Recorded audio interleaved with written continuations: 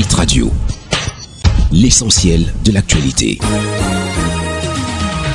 Ghislain Cougon. Conseil de cabinet, le Premier ministre préside ce jeudi les travaux avec au menu l'évaluation du bilan de la commission du multiculturalisme créée il y a un an par le chef de l'État. Cette commission a été créée au pied levé le 23 janvier 2017 pour résoudre entre autres certains problèmes posés par les activistes radicaux de la crise dite anglophone. Ce sera la seconde fois que le nouveau gouvernement remanié le vendredi 2 mars 2018 va se retrouver à l'immeuble L'Étoile. Les membres du gouvernement et les membres de la Commission nationale pour la promotion du bilinguisme et du multiculturalisme au Cameroun vont donc évaluer le bilan du premier anniversaire de la création de cette structure placée sous l'autorité du président de la République. La Commission nationale pour la promotion du bilinguisme et du multiculturalisme au Cameroun, qui compte 15 membres, est présidée depuis le 15 mars 2017 par l'ancien Premier ministre Peter Mafani Moussongé. Liberté de la presse, le Cameroun gagne une place. L'organisation Reporters sans frontières vient de publier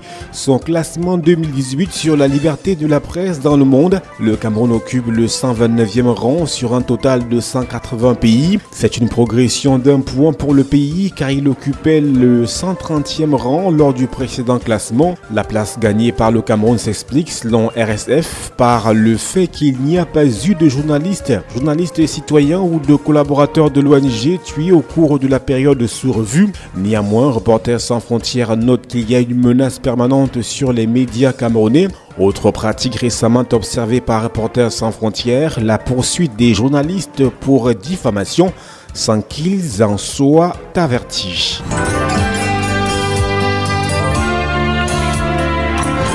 L'actualité internationale. Au Nigeria, 11 musulmans Haoussa ont été tués par une foule en colère à Makurdi, dans la capitale de l'état de Benue, au centre du pays, en représailles à l'attaque d'une église ayant fait 18 morts. Les attaques ont eu lieu dans différents quartiers de la ville et le bilan pourrait encore augmenter, certaines victimes dont les corps ont été calcinés n'ayant pas encore été retrouvés.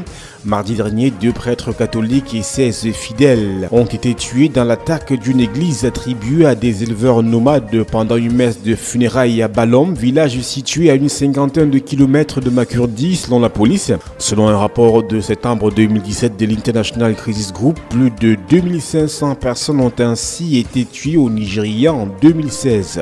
Au moins 34 morts en une semaine au Nicaragua. La vague de manifestations dans le pays contre une réforme des retraites depuis abandonnée a en effet fait 34 morts en 6 jours. Le pays revient à un calme relatif dans l'attente d'un dialogue national sous l'égide de l'Église.